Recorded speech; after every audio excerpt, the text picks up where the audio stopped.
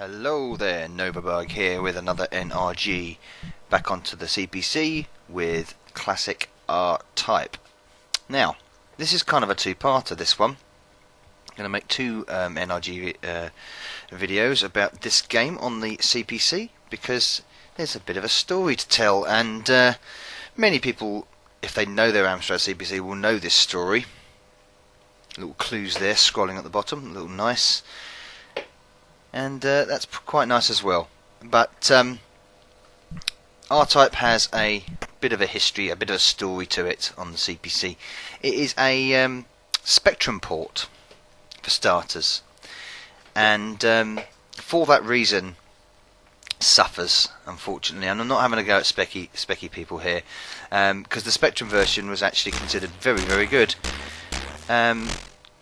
Ooh.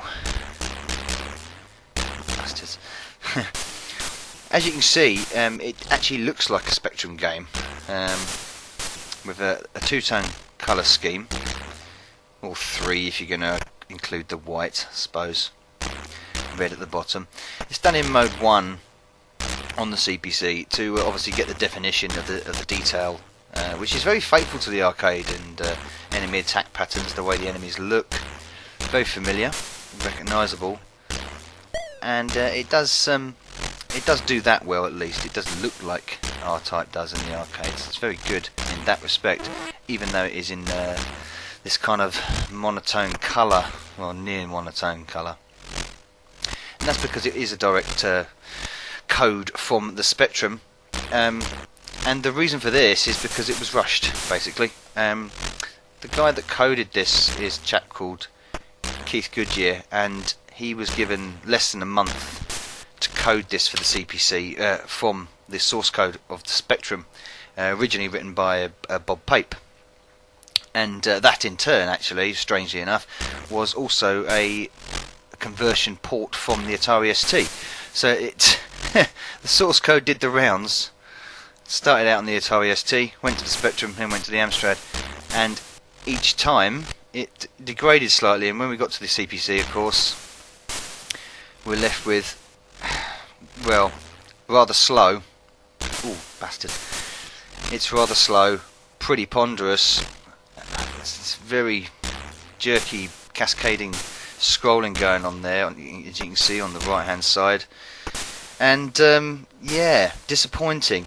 It looks lovely if you look at it as a snapshot, because it's detailed and close to the arcade in that respect.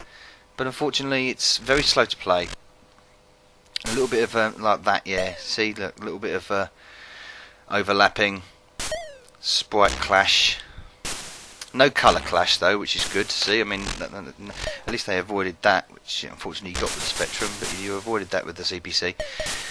But it's just disappointing, because it could have been a lot better. And the proof is what the second part of this video will actually, I will show you.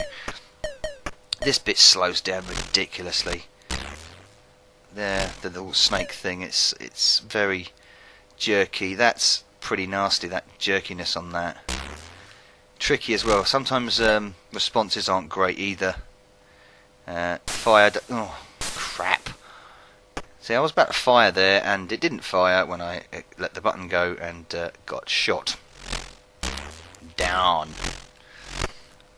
But at least, like I said, looks good detail wise. Hard as nails, as always. I mean, you can't expect R-Type to be anything but absolutely nails. But it was all down to rush porting, and this is a typical story about a lot of arcade ports back in the late 80s. 88 this came out on the CPC, so only a year after the arcade. So it was rushed. But they did a good job at the of the ST, and especially the Spectrum version, and because it kept its pace and it kept its responsiveness intact. With this, it's very slow, ponderous, bit jerky. Well, it is not bit jerky at all. Haphazard. Sound effects are lacking as well. Yeah, it's a shame. It's not terrible by any means, but it's not what the CPC could have done, and it certainly doesn't do justice to the Spectrum version, which was superior. And that's painful to admit for me, but it is. Oh, it's so movement's a bit slow. Come here, Force. Come here. Ooh, nearly. So, if it was written correctly, I mean, well, when I say written correctly, that's a bit unfair on Mr. Goodyear actually, because he does state in the CPC wiki that he wishes he did have more time on it, and it was rushed because of pressure from Electric Dreams, who had the license to port it from Irem, and I think Activision were involved as well. So let's go and get this right now. Oh, there you see, you missed me that time. Whoa! Ah, you missed me. But look, that's just jerky and slow and pretty horrible and tricky to play if you're not used to it.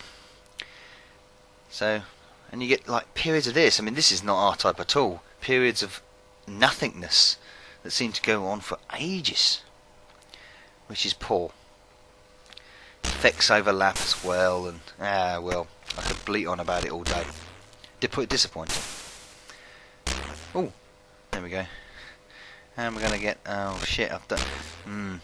I need me buddy boy with the power up. So them wingy things, I always like to see them in red. And of course, the biggest tragedy is no background music, and R-Type is, you know, famed for its absolutely excellent soundtrack. Oh, there you go. Get the pits and bang, bang, bang, bang, bang, bang, bang. Got them. You know, the few sound effects that there is in it are decent. They're okay, but overlap a lot. That's me. Air-to-air missile jobby laser thing. Title screen's nice as well. Shows the old Dobkeratops in his evil glory. All the Geigerish. I suppose that's one thing they did do right, is the colour they've chosen, especially for this opening level, is pretty bang on. I suppose the colour choices are okay.